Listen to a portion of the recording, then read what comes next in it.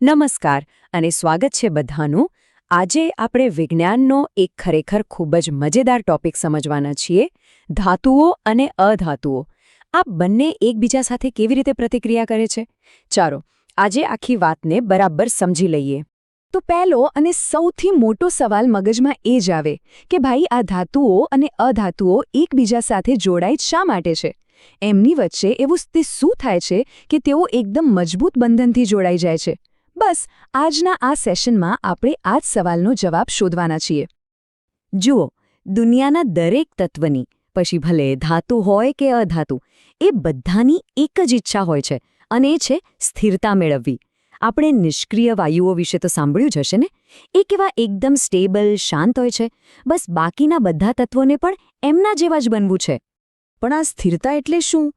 ચાલો એકદમ સરળ ભાષામાં સમજીએ.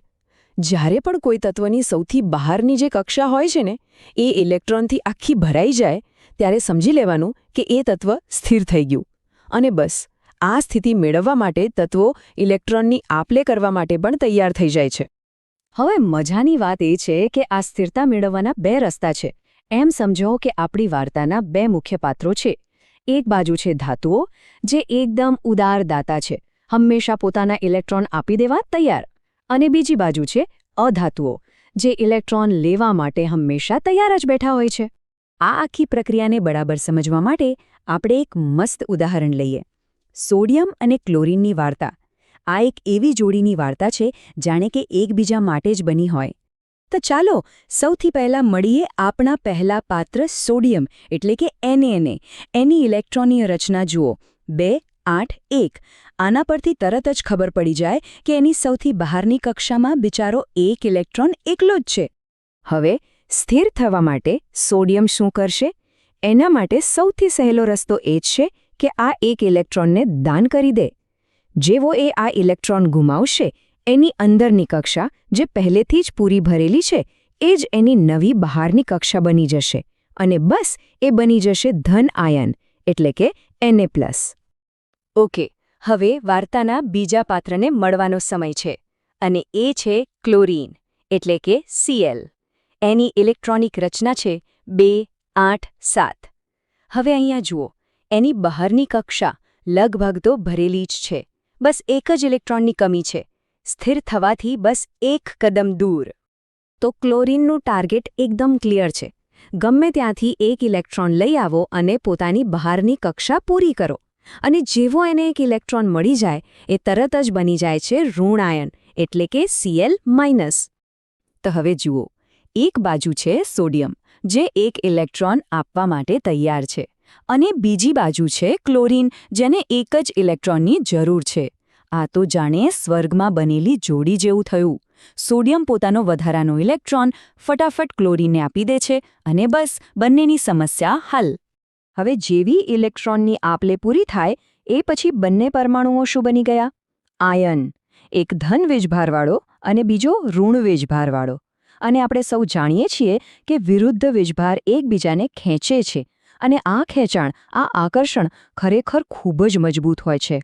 તો બસ આ જે ધન Na+ અને ઋણ Cl- આયનો વચ્ચે જે જબરદસ્ત આકર્ષણ બળ લાગે છે ને, જે એ બંનેને એકબીજા સાથે એકદમ ચુસ્ત રીતે બાંધી રાખે છે, એને જ આપણે વિજ્ઞાનની ભાષામાં કહીએ છીએ આયનીય બંધ. અને આ જ રીતે એક નવું સંયોજન તૈયાર થાય છે.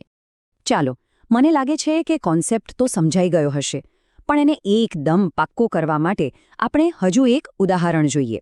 આ વખતે થોડુંક અલગ. આપણે વાત કરીશું મેગ્નેશિયમ અને ક્લોરીનના જોડાણની. હવે મેગ્નેશિયમની વાત કરીએ તો એની બહારની કક્ષામાં 2 ઇલેક્ટ્રોન છે. એટલે સ્થિર થવા માટે એને આ બંને ઇલેક્ટ્રોન આપવા પડશે, અને એ બનશે Mg2+. પણ અહીંયા એક ટ્વિસ્ટ છે. ક્લોરીનનો એક પરમાણુ તો ખાલી એક જ ઇલેક્ટ્રોન લઈ શકે છે. તો હવે શું થશે? સિમ્પલ છે.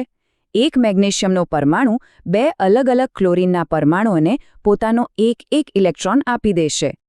તો ફાઇનલ પરિણામ શું આવ્યું? એક Mg+2 આયન 2 Cl- આયોનો સાથે જોડાઈ જશે અને બનાવશે એક સ્થિર સંયોજન MgCl2, એટલે કે મેગ્નેશિયમ ક્લોરાઇડ. જુઓ, રસાયણ વિજ્ઞાન કેટલી સુંદર રીતે કામ કરે છે. ચાલો, તો આ આખી ચર્ચાને ફટાફટ રિવાઇન્ડ કરી લઈએ. મુખ્ય મુદ્દા ક્યાં ક્યાં હતા? પહેલું, ધાતુઓ હંમેશા ઇલેક્ટ્રોન ગુમાવીને ધન આયન બનાવે છે. બીજું, અધાતુઓ ઇલેક્ટ્રોન મેળવીને ઋણ આયન બનાવે છે. ત્રીજું, આ વિરુદ્ધ વીજભારિત આયનો વચ્ચેના આકર્ષણને જ આપણે આયનીય બંધ કહીએ છીએ. અને સૌથી અગત્યની વાત, આખી રમત સ્થિરતા મેળવવા માટે જ રમાય છે. તો આશા છે કે આજની આ સમજૂતીમાં મજા આવી હશે અને આયનીય બંધનો કોન્સેપ્ટ હવે એકદમ ક્લિયર થઈ ગયો હશે.